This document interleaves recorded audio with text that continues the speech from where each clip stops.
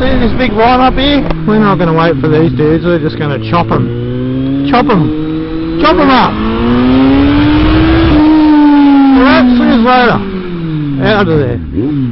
There's a bloke sitting down there scratching his nuts.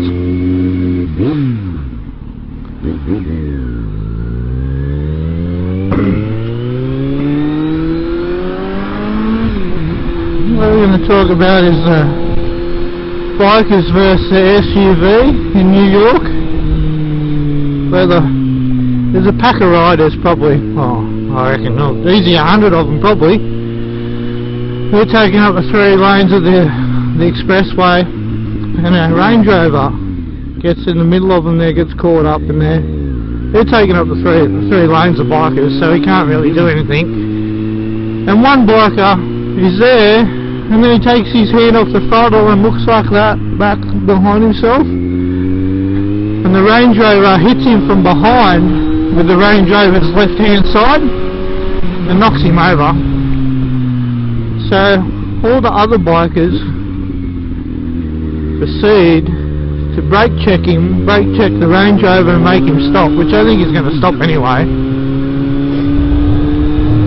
But things start to get out of control from there, where there's a big group of riders. There's a lot of them up in front of the Range Rover. There's a couple down there. You can't really see what's going on, but you can see that the bikers are trying to get into the car, going up to the side of the door and trying to open the doors, and the doors are locked obviously. I can't get in, but the Range Rover, there's a guy in there, his wife and his kid, and the guy, he probably just freaks out.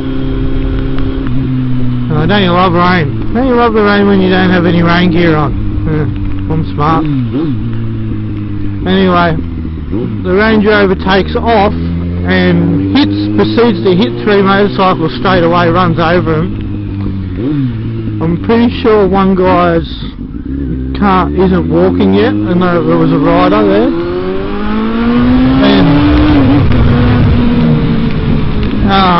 the Range Rover takes off.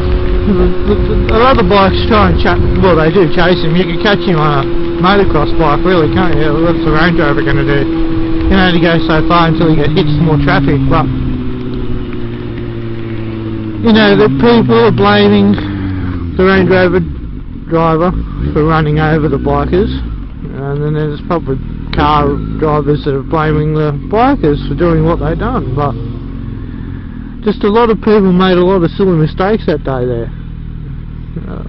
Should have been avoided. First thing is, when you ride a bike, and I'm guilty of this sometimes, but you shouldn't do it, is taunt car drivers. You have to try to be above that kind of stuff and road rage, because we can get around the road rage. We can make it so it doesn't happen, you know. Anyway, you just see that, have a look on YouTube, the Range Rover takes off. The bikes are chasing him for ages. You don't really see what happens there, but apparently the guy in the Range Rover, his uncle or something, is a copper high up in the cop force there, and now cops are pulling over motorcycles left, right and centre over there in New York or around there, and really buckling down on motorcycles.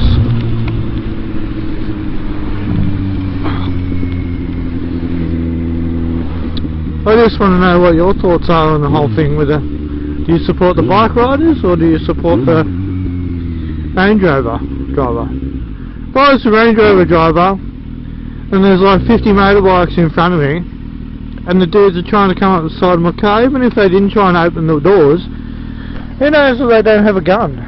You know, it's America, dude. And you have a gun.